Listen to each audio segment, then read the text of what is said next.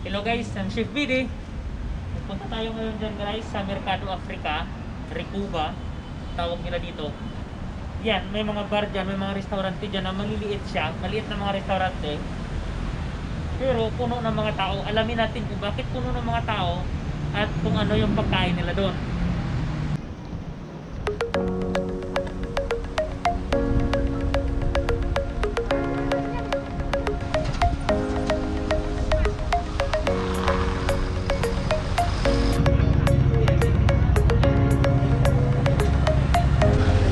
Kanaryo ng mga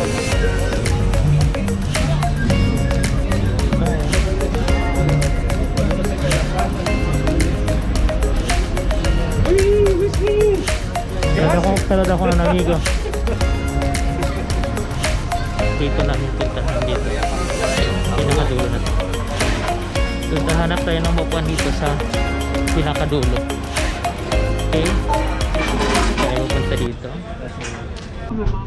What's up guys? Dito na tayo ngayon. Nag-order na tayo ng mga iba't ibang pagkain nila. Lahat ng ito na nasa harap natin dito, pagkain kanaryo.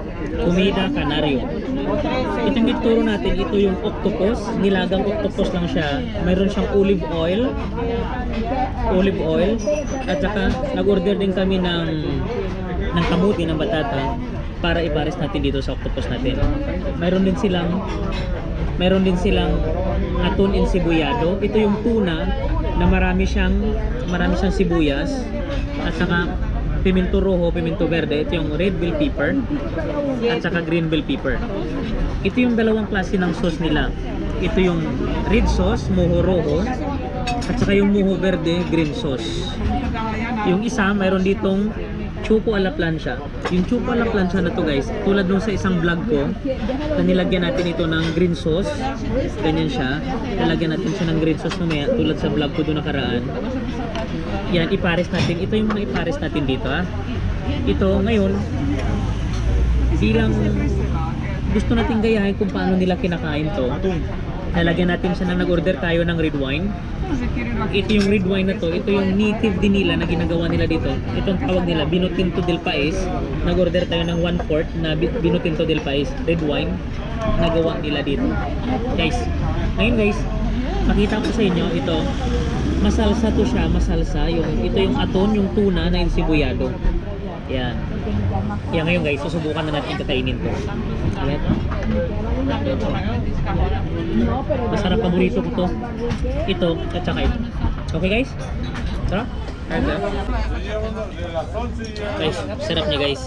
Ito na lang huli na ngayon. Ito olive oil to. Nasa ilalim siya ng octopus. Olive oil yan. Kaya sa olive oil, masarap ito. Tsaka isang ganito. Yan, ganyan yan. Sarap siya.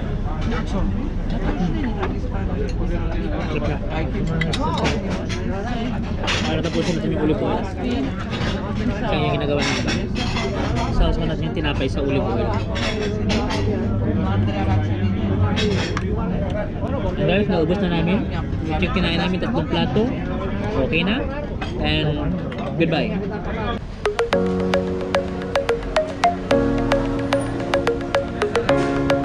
Yung tindahan ng mga karne.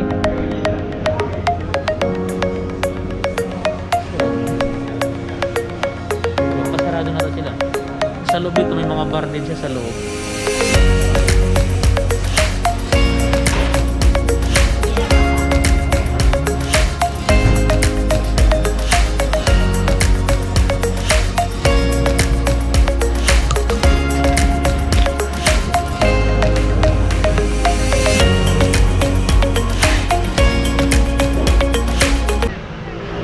Guys, nagtapos yung episode natin dito sa Mercado Africa sa may Recuba. Yung mga pagkain kanaryo nila, yung pulpo, chuko, at saka atun ensibuyado. Tapos na yung episode. Hanggang sa muling episode na naman guys. But bago ang lahat, don't forget to like and subscribe my channel, Chef BD. Adios, goodbye.